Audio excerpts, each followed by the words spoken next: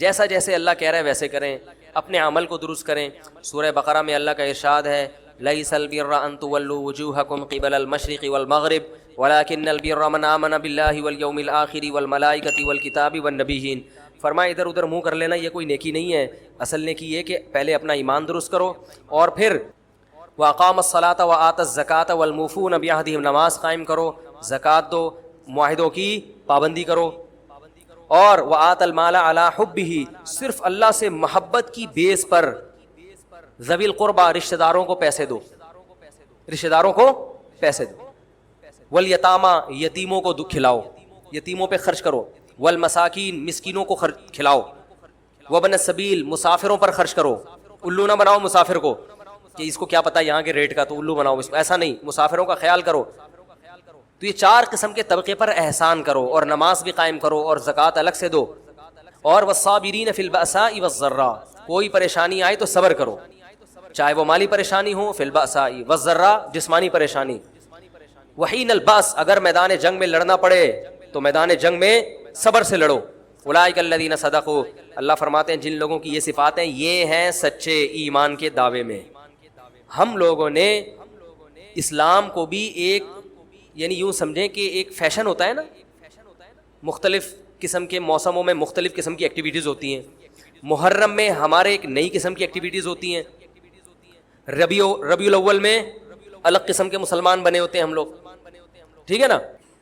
تو یہ 2 مہینے خاص طور پر ایسے ہیں جس میں یہ 2 مہینے کی جتنی ہماری ایکٹیویٹیز ہیں وہ سب ہم اخپل طریقے سے گزارتے ہیں، جس طرح اللہ اس کے رسول نے بتایا اس طرح سے نہیں گزارتے۔ اسلام میں کسی کی یوم ولادت یا یوم شہادت یا یوم وفات اس کو کوئی اہمیت نہیں دی گئی ہے۔ اگر دی گئی ہوتی تو سب سے پہلے محمد صلی اللہ علیہ وسلم کا یوم وفات کا دن ایسا تھا کہ اس پہ ہمیں غم منانے کا حکم دیا جاتا، اور یوم ولادت ایسی تھی جس پہ ہمیں خوشی منانے کا حکم دیا جاتا۔ کہیں بھی نہیں ملتا ہمیں۔ بعض حضرات یہ کہتے ہیں کہ آپ صلی اللہ علیہ وسلم کو خواب آیا تھا جس میں بتایا گیا کہ آپ کے نواسے حضرت حسین جو جنت کے سرداروں کے، جنت کے نوجوانوں کے سردار ہیں، ان کو آپ کی امت شہید کرے گی، تو آپ بلک بلک کے رونے لگے۔ اس سے بعض لوگ استدلال کرتے ہیں دیکھو غم حسین میں رونا چاہیے، تو یاد رکھو نبی صلی اللہ علیہ وسلم کو جب اطلاع ملی آپ کو غم ہوا آپ روئے، تو جب بھی کوئی غم کسی کو پہنچتا ہے اس کی آنکھوں سے آنسو نکلنا یہ نیچرل ہے۔ تو ایسی خبر کو سن کے آپ کو رونا آ جائے تو یہ سنت ہے، اس میں کوئی حرج نہیں ہے۔ لیکن کیا ہر سال نبی صلی اللہ علیہ وسلم جس دن یہ خواب آیا تھا تو اگلے سال اسی تاریخ میں دوبارہ روئیں، پھر اسی تاریخ میں دوبارہ روئیں؟ بھائی جب غم کی خبر ملی تو روئے آپ صلی اللہ علیہ وسلم۔ حضرت جعفر طیار آپ کے چچا زاد بھائی، ان کی شہادت کی آپ کو اطلاع ملی تو بھی آپ کے آنکھوں سے آنسو جاری ہوئے، تو کیا اب حضرت جعفر کے غم میں رونا بھی سنت ہوگا؟ بولو نا بھائی۔ اگر آپ صلی اللہ علیہ وسلم حضرت عثمان کے دور میں زندہ ہوتے اور اس طرح بے دردی سے حضرت عثمان کو شہید کیا جاتا تو کیا آپ نہ روتے ہیں بھائی؟ تو پھر حضرت عثمان کی یوم شہادت پہ رونا بھی کیا ہے؟ سنت ہونا چاہیے نا۔ حضرت عثمان کی شہادت کی نبی کو اطلاع ملی تھی، وہ جھوٹی افواہ تھی۔ صلح حدیبیہ کے موقع پر آپ صلی اللہ علیہ وسلم نے حضرت عثمان کو قاصد بنا کے بھیجا، اطلاع ملی کہ ان کو شہید کر دیا۔ آپ ایسا درد اور ایسا غضبناک ہوئے کہ آپ نے 1400 صحابہ سے موت پر بیعت کی۔ تو جب آپ کو سچی مچی کی اطلاع ملتی کہ واقعی ابھی تو افواہ تھی، یقین نہیں تھا، جب آپ صلی اللہ علیہ وسلم کو حقیقت میں اطلاع ملتی کہ آپ شہید ہو گئے تو کیا آپ نہ روتے؟ آپ صلی اللہ علیہ وسلم کو اپنی نواسی آپ کی گود میں تھی، اس کا انتقال ہوا، آپ کی آنکھوں سے آنسو جاری ہوئے۔ صحابہ نے کہا یا رسول اللہ آپ تو ہمیں صبر کی تلقین کرتے ہیں، آج آپ رو رہے ہیں۔ تو فرمائی اللہ کی رحمت ہے، یہ تو اللہ کی رحمت ہے بھائی، اولاد ہے میری۔ تو کیا جب حضرت وہ جو آپ صلی اللہ علیہ وسلم کی نواسی کا انتقال کی تاریخ آئے گی تو ہم سب روئیں گے بیٹھ کے؟ بولو نا بھائی۔ تو کہاں کی کہاں لگا دیتے ہیں۔ دیکھو ہر بدعت کو جائز کرنے کے لیے نا کچھ دلیل ہر ایک کو مل جاتی ہے۔ تو میں بار بار کہتا ہوں جو شیعہ حضرات ہیں ان کا مسلک ہے، وہ تو صحابہ کو نہیں مانتے، تو ان کا جو مسلک ہے ان کو کرنے دیں، ان کے کام میں ٹانگ نہ اڑائیں، نہ ان سے بحث کریں، نہ ان کے کام میں ٹانگ اڑائیں۔ بولے بھائی آپ کا مسلک ہے آپ کریں۔ میں کہتا ہوں جو سنی لوگ ہیں جن کے اصول ہی الگ ہیں ان سے، وہ یہ سب کیوں کر رہے ہیں؟ بھائی یا تو ادھر ہو جاؤ شیعہ بن جاؤ, کس نے روکا ہے؟ کوئی گورنمنٹ کی طرف سے پابندی تھوڑی ہے, کوئی پابندی نہیں ہے. آپ شیعہ بن جائے کوئی نہیں روکے گا آپ کو. کوئی شیعہ سنی بننا چاہے اسے کوئی نہیں روکتا, کوئی سنی شیعہ بننا چاہے اسے کوئی نہیں روکتا. لیکن جب آپ سنی ہیں تو پھر آپ کو ان اصولوں پہ چلنا پڑے گا جو اہل سنت والجماعت علماء نے بتائے ہیں. اہل سنت والجماعت کے ہاں رونا عبادت نہیں ہے. ہاں آپ نے کسی دن کربلا کا واقعہ سنا, چاہے محرم میں سنا, ربیع الاول میں سنا, حضرت حسین رضی اللہ تعالیٰ عنہ کی ایک جو دردناک شہادت کا واقعہ آپ نے سنا, آپ کو رونا آ گیا, تو یہ عین ایمان کی علامت. میرے بیان اب ویڈیو ریکارڈ ہوتے ہیں, پہلے ریکارڈ نہیں ہوتے تھے, آڈیو چلتے تھے. تو میں نے 2 دفعہ زندگی میں پہلی دفعہ جب یہ واقعہ بیان سنا, بیان کے دوران میں بھی رو رہا تھا اور سننے والے بھی رو رہے تھے. نیچرلی آ گیا رونا. پھر دوبارہ میں نے یہ واقعہ بیان کیا, مجھے بھی رونا آ گیا اور سننے والوں کو بھی آ گیا. یہ نیچرل جو آ گیا آ گیا. لیکن اگر میں اس لیے بیٹھوں کہ میں روؤں, آج میں پروگرام ہے باقاعدہ, بولو بھائی, رونے کا, اور آپ کو بھی رلاؤں گا, اور وہ محرم کا واقعہ میں اگر ربیع الاول میں بیان کروں گا تو رونا آ گیا مجھے. تو جو خود سے کسی کا واقعہ سن کے رونا آ جائے اس پہ پابندی نہیں ہے, بلکہ اہل بیت سے محبت کی علامت ہے. لیکن یہ واقعہ جب ہم نے بیان کیا حضرت حسین کا تو مجھے رونا آیا. بالکل اسی طرح رونا جب حضرت عثمان کا واقعہ بیان کیا تو بھی آیا. ظلم تو ان پر بھی ہوا تھا, کوئی کم تھوڑی ہوا تھا. بلکہ مجھے یاد ہے جب میں نے پہلی دفعہ نبی صلی اللہ علیہ وسلم کی سیرت پڑھی, بالکل چھوٹا بچہ تھا میں اس وقت, میری عمر 9 یا 10 سال ہوگی, اور وہ آپ صلی اللہ علیہ وسلم کی وفات کا واقعہ لکھا تھا. اعتدال ہے نا اسلام میں, نہ ان چیزوں سے دل لگاؤ. سورہ بنی اسرائیل کی کیسی بہترین آیت ہے. آج میں سفر سے آیا ہوں تو میری سیٹنگ بھی تھوڑی سی آؤٹ ہے کیونکہ میں سویا نہیں ہوں پوری رات. تو قرآن کے الفاظ دیکھیں, لا تجعل یدک مغلولۃ الی عنقک, نہ تو اتنے کنجوس بن جاؤ کہ اپنے ہاتھوں کو گردن سے باندھ لو, ولا تبسطها کل البسط, اور نہ اپنے دونوں ہاتھوں کو ایسے پھیلا کے اڑانا شروع کر دو, وابتغ بین ذلک سبیلا, ان دونوں کے درمیان اعتدال والا راستہ اختیار کرو. اچھا, ہر آدمی کہتے ہیں میں اعتدال سے چل رہا ہوں, نہ میں اتنا ایسے اڑا رہا ہوں اور نہ میں کنجوس ہوں, کیونکہ میں نے اس دن میری گاڑی کا شیشہ ایک بندے نے صاف کیا تھا, میں نے اس کو 10 روپے دیے تھے, میں تو بالکل بھی کنجوس نہیں ہوں. اس دن چمونی آپا آئی تھی ہمارے محلے میں, میری والدہ کی بڑی اچھی دوست ہیں, تو میں نے ان کو چائے پلائی تھی. میں تو ہاتھ, میں نے یہاں, میری مسز نے کہا تھا کہ 2 سموسے لے آؤ, میں لے آیا تھا. اگر میں کنجوس ہوتا تو میں کہتا نہیں, نان نفقے کے علاوہ کچھ بھی گھر میں نہیں آئے گا. تو آپ میں اعتدال ہے یا نہیں یہ فیصلہ خود نہ کرو میرے بھائی. کبھی کچھ دن سخی لوگوں کے ساتھ گزارو تو آپ, ہم سب کو پتا چلے گا کہ ہم سب کیا ہیں, کنجوس ہیں. سمجھ رہے ہو, ہم سب کنجوس ہیں. کچھ دن سخی لوگوں میں اٹھو بیٹھو. اسلام چاہتا کیا ہے؟ جو اسلام چاہتا ہے وہ تو میں پوری بات کہوں گا تو شاید جمعہ پڑھنا چھوڑ دیں آپ لوگ. اسلام کہتے ہیں مسافر خانہ سمجھو اس کو, اتنا نہ اڑاؤ کہ کل مانگنے کی ضرورت پیش آ جائے, بس اس سے کم خرچ کرو, ٹھیک ہے نا. یہ رکھنے کی چیز نہیں ہے. لیکن ہم یہ نہیں, ہم نے تو کتنے سالوں کا جمع کر کے رکھا ہوا ہے, جمع ہوتا جا رہا ہے, ہوتا جا رہا ہے, ہوتا جا رہا ہے, پلاٹ کی شکل میں, گولڈ کی شکل میں, دکانیں, پھر پراپرٹی, ہوتے ہوتے ہوتے. کمال کی بات یہ, اسلام کمانے سے منع نہیں کر رہا, جمع کرنے سے منع کر رہا ہے. اور ہم نے دینداروں کو دیکھا ہے کمانے کی زیادہ کوشش نہیں کر رہے, جمع زیادہ سے زیادہ کر رہے ہیں. بھائی ارننگ بڑھاؤ, اپنی ڈبل کر دو, اس میں فائدہ ہے. مسلمان پاورفل ہوگا تو اسلام ترقی کرے گا. تو کہتے ہیں نہیں یار میری آمدن مہینے کی اتنی ہے تو مجھے کیا ضرورت ہے. لیکن اس آمدن کو کیا کر رہے ہیں, جمع کر رہے ہیں. بھائی کمائی ڈبل کر دو تاکہ خرچ بھی کیا ہو جائے, خرچ اچھی جگہوں پہ شروع کر دو. اپنے لیے نہیں کماؤ, قوم کے لیے کمانا شروع کر دو نا. ڈبل کمانا شروع کر دو, 4 گنا کمانا شروع کر دو, لیکن اس کمائی کو پھر خیر کے کاموں میں خرچ کرو. نبی صلی اللہ علیہ وسلم نے فرمایا ایماندار تاجر وہ شخص جو اس لیے تجارت کرے کہ لوگوں کے سامنے ہاتھ نہ پھیلانا پڑے, ایمانداری کے ساتھ تجارت کرے. پیغمبروں کے ساتھ ہوگا قیامت کے دن. حضرت عثمان اگر تھوڑا کماتے تو 400 گھوڑے دیتے جہاد میں, بولو نا. گھوڑا لینڈ کروزر تھا اس زمانے کی, 400 V8 حضرت عثمان نے دیے ہیں. کتنا کمایا ہوگا. ہاں اتنا کمانا کہ آپ اپنے صحت کی کبھی خیال نہ کر سکیں, آپ بیوی بچوں کو بھی ٹائم نہ دے سکیں, وہ پھر کمانے میں بے اعتدالی ہے. کمانے کا ایک حد تک آپ کے ٹائم اور جسم سے تعلق ہے, اس کے بعد کھوپڑی سے تعلق ہے. کھوپڑی نہیں استعمال کر رہا, گدھا بنا ہوا ہے, محنت بہت کر رہا ہے. ہم نے ایسے کمانے والے دیکھے ہیں کہ سارا دن کمانے کی فکر میں ہوتے ہوتے بچوں کی فکر ہی نہیں ہے, بیوی کو ٹائم نہیں دے رہے, ماں باپ کو ٹائم نہیں دے رہے, اپنی صحت کو ٹائم نہیں دے رہے. تو زیادہ کمانے کا یہ مطلب ہرگز نہیں ہے. زیادہ کمانے کا مطلب یہ ہے کہ کمانے میں ٹائم تو آپ نے اتنا ہی دینا ہے جتنا آپ کی صحت اجازت دیتی ہے. نماز کا ٹائم نکلے, تہجد کا ٹائم نکل جائے, تسبیحات تلاوت کا ٹائم نکلے اس میں آپ کے لیے, کچھ اللہ کا ٹائم بھی نکلے, کچھ دین کی تبلیغ کا ٹائم بھی نکلے, کچھ پڑھائی کا ٹائم بھی نکلے. ویڈیو نہیں بنائے بھائی, یہاں لکھا ہوا ہے نا, کچھ پڑھائی کا ٹائم بھی نکلے. یہ تمام چیزوں کا ٹائم نکلنے کے ساتھ ساتھ پھر کمانے کو ٹائم دینا ہے.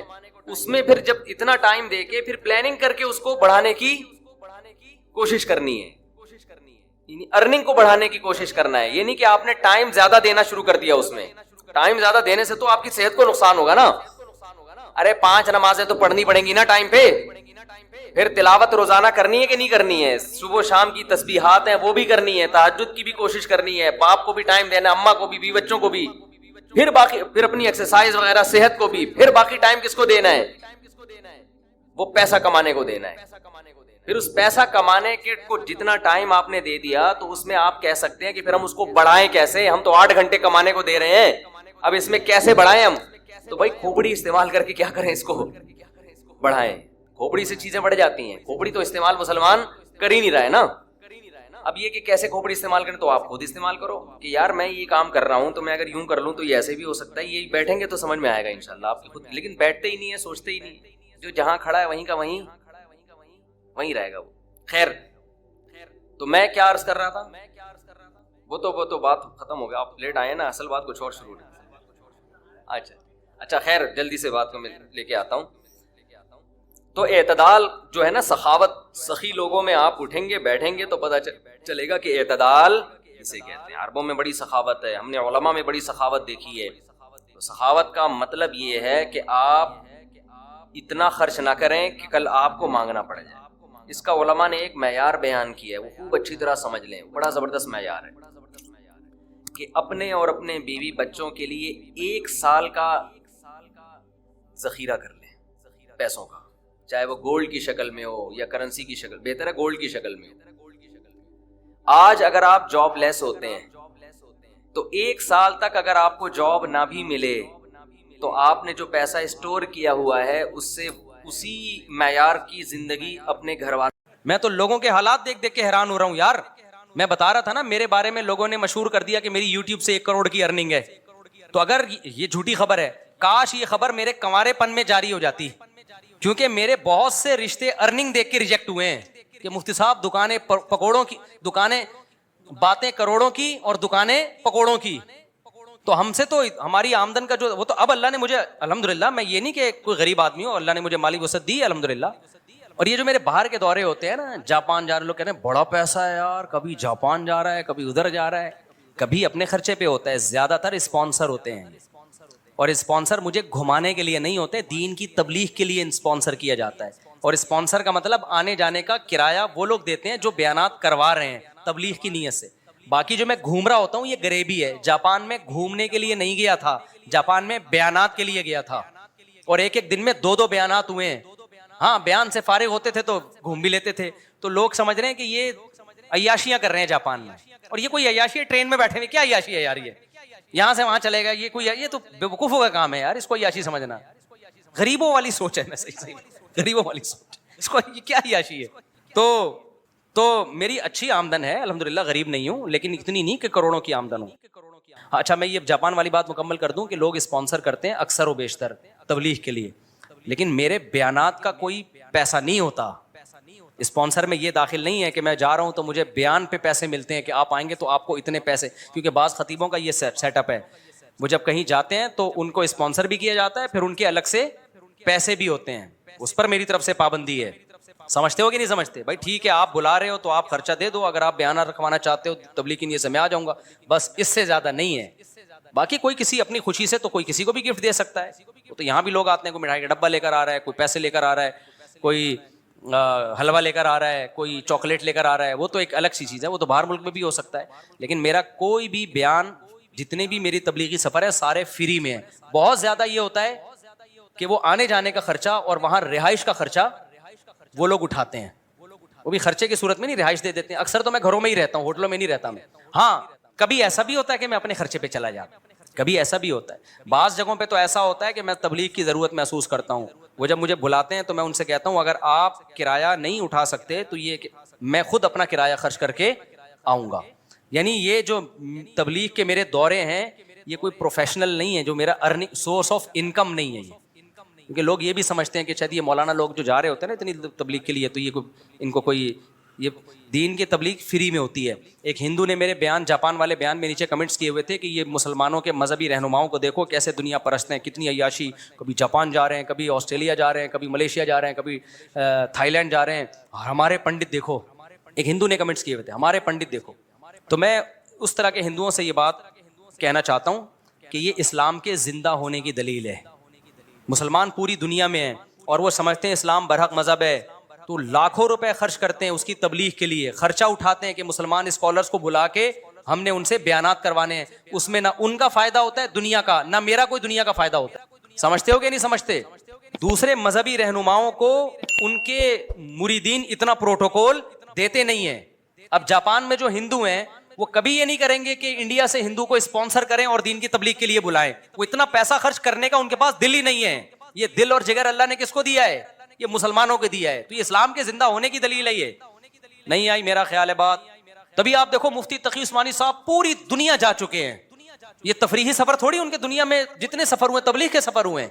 مولانا طارق جمیل پوری دنیا جا چکے ہیں, پوری دنیا کا ایک چپا بھی انہوں نے نہیں چھوڑا ہوگا. تو آپ کیا سمجھتے ہو یہ کیا گھومنے پھرنے گئے تھے؟ یہ تبلیغ کے لیے. تو جن لوگوں نے بلایا لاکھوں روپے خرچ کیے ان لوگوں نے, حضرت مفتی تقی عثمانی صاحب پہ بھی, میرے پر بھی خرچ کرتے ہیں. تبلیغ یہ میرے پہ نہیں ہو رہی, یہ کس پہ ہو رہے ہیں؟ یہ اسلام پہ خرچ ہو رہا ہے. تو کسی اور مذہب کے حاملین میں اتنا جگر ہی نہیں ہے کہ وہ اپنے مذہب کی تبلیغ پہ اتنے روپے خرچ کریں. یہ مسلمانوں کو اللہ نے جگر دیا ہے, اور تھوڑے تھوڑے تاجر بھی ٹھیک ٹھاک خرچہ کر رہے ہوتے ہیں. سمجھ میں آ رہی ہے کہ نہیں آ رہی ہے؟ تو بھائی یہ اسلام کے زندہ ہونے کی دلیل ہے کہ مسلم. میں جب عالم بن رہا تھا تو میں آپ کو بتاؤں مجھے لوگوں نے تانا دیا کہ ملا کی دوڑ مسجد تک, اور میرا بھی یہی خیال تھا کہ میں مسجد اور گھر کے علاوہ کہیں بھی نہیں جا سکتا. جاپان کا تو میں نے خواب بھی نہیں دیکھا تھا. مجھے کسی نے دوسرے نے کہا کہ آپ اگر عالم بن گئے نا اور علم میں مضبوطی ہوئی تو مفتی صاحب, مجھے اس وقت تو مفتی صاحب نہیں کہتے تھے لوگ, اس وقت جو بھی مجھے نام سے پکارا, جس نے بھی, جو دوست کا, بھائی کا, جو بھی کہا, اس نے کہا آپ کے پوری دنیا میں سفر ہوں گے. مجھے لگا کہ اس سے بڑا لطیفہ میں نے اس سے پہلے دنیا میں کبھی سنا نہیں, کہ میں ملا آدمی, قرآن و سنت جاننے والا, نہ کسی کمپنی میں اس سرٹیفکیٹ کی بنیاد پہ مجھے اچھی جاب مل سکتی ہے. پھر ہم تو روحانی عملیات والوں کے بھی خلاف ہیں, ورنہ مذہبی لوگ وہ روحانیت کے نام پہ ٹھیک ٹھاک نوٹ چھاپتے ہیں. تو ہم نے تو کیا کرنا ہے, ہم نے تو مدرسے سے فارغ ہو کے کوئی مسجد سنبھال کے لوگوں کو اللہ اللہ سکھانا ہے, حلال حرام کے مسئلے بتانے. مسئلہ بتانے پہ 5 روپے بھی نہیں ملتے. یہاں جو ہمارے پاس مسائل آتے ہیں نا, لوگ سوال دے کے جاتے ہیں, ایک ایک مسئلے پہ 3-3 4-4 دن بعض دفعہ تحقیق پہ لگ جاتے ہیں. جواب لکھا, ٹھپا لگا کے اس کو دیا, اس کا مسئلہ حل ہو گیا. ایسا اتنا بھی نہیں کہ کوئی 5 روپے نکال کے دے دے, اور دینا بھی نہیں ہے. میں کوئی یہ نہیں آر نہیں دلا رہا کہ آپ دینا شروع کر دیں. یہ سارے کام علماء کس میں کر رہے ہوتے ہیں؟ فری میں. تو ہم دیکھ رہے تھے اپنے علماء کو بھی, اپنے اکابر کو بھی. تو ہمارا خیال تھا یہی ہوگا بھائی, دین کی خدمت ہوگی, پیسہ بالکل بھی نہیں آئے گا. ٹریولنگ کا تو سوال ہی پیدا نہیں ہوتا. ہمیں کوئی کیوں بلائے گا دنیا میں کسی کنٹری میں بھائی؟ تو ہم تو کشتیاں جلا کے آئے تھے. میرے والد صاحب پوری دنیا میں ٹریولنگ کی ہے میرے والد صاحب نے, کیونکہ پاکستان نیوی میں تھے. میں بھی پاکستان نیوی میں جا رہا تھا. نیوی میں جانے سے میرا بڑا مقصد یہ تھا پوری دنیا گھوم سکوں میں. مجھے اتنا شوق تھا دنیا. آرمی کو میں منتخب نہیں کر رہا تھا, میں کس کو منتخب کر رہا تھا؟ نیوی کو. کیونکہ میں جب کارساز سے گزرتا تھا لکھا ہوتا تھا join the navy and see the world. یہ جملہ مجھے بہت اٹریکٹ کرتا تھا. لکھا ہوتا تھا join the navy and see the world. Pakistan navy join کرو, دنیا دیکھو. میرے والد صاحب تو نیوی میں تھے, دنیا دیکھ چکے تھے. کہاں کہاں میرے والد صاحب نہیں گئے پوری دنیا میں. میرے والد صاحب کہتے تھے چائنا اور آسٹریلیا 2 ایسے ملک ہیں جہاں میں نہیں گیا, باقی پوری دنیا میں گئے میرے والد صاحب. تو میرا بھی بڑا دل چاہتا تھا دنیا دیکھوں میں.